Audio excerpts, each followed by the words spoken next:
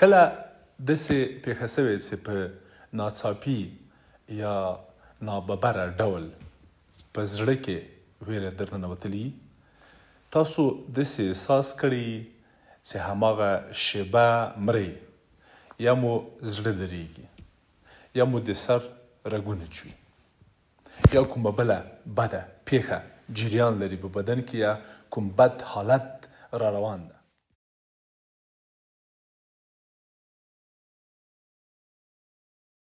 له علمي اړخه دغه حالت یا دغه وضعیت یا دغه ډول ویره او ډار د پنیک اټک او علل خصوص د پنیک اټک ناڅاپي حمله یعنی د پنیک اټک یو ډول بلل کیږي.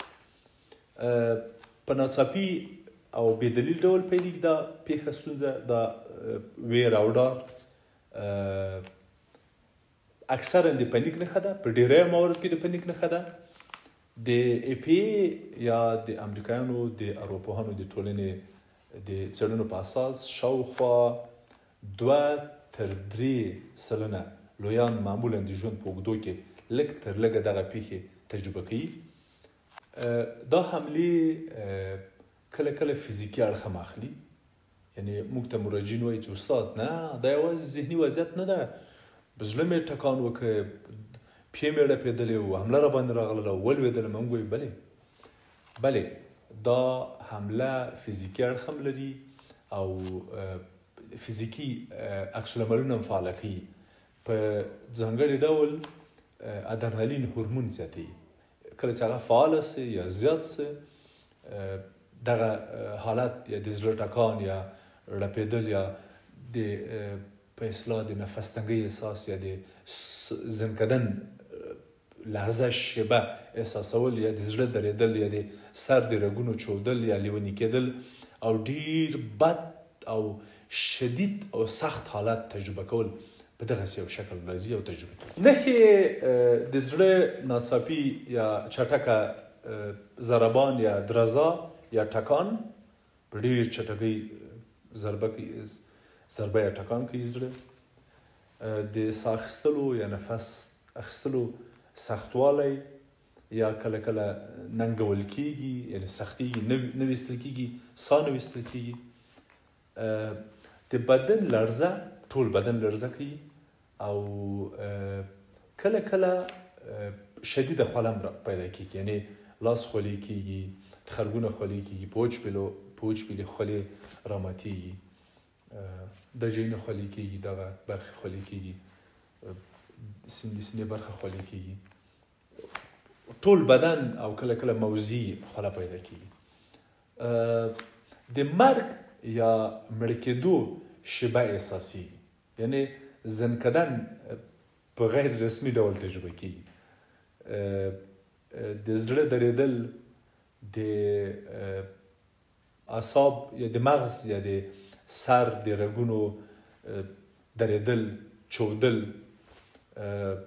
یا خپله بدن انفجار کول دغسې وضعیت احساسېږي. فرد خپل کنټرول مکمل له لاسه ورکوي. یعنې فکر کوي چې زه په خپل بدن او په خپل ساه ویستلو، په خپل زړه، په خپل دماغ یا مغزو هیڅ کنټرول نه لرم، هیڅ د ما په واک کې نه دي.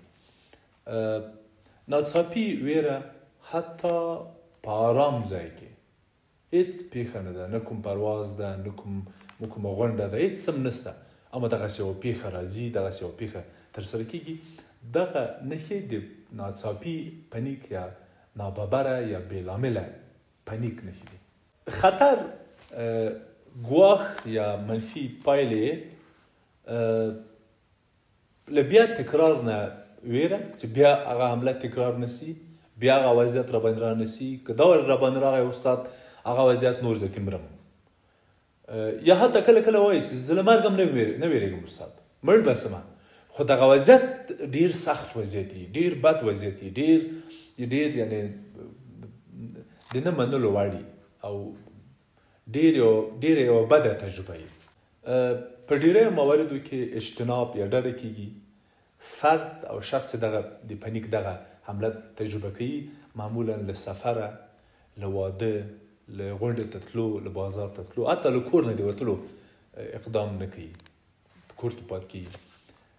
په اوږد مهال کې کیدای شي د دغه پنیک د دغه ډول ترخوا د پنیک نور ډولونه مو پیدا شي ورته، او په خوا کې ژور خفګان، وسواس او اضطراب هم تجربه کړي. دا ګډوډي یوه جدي او سخته حالت او سخته عمله او ګډوډي در وایي.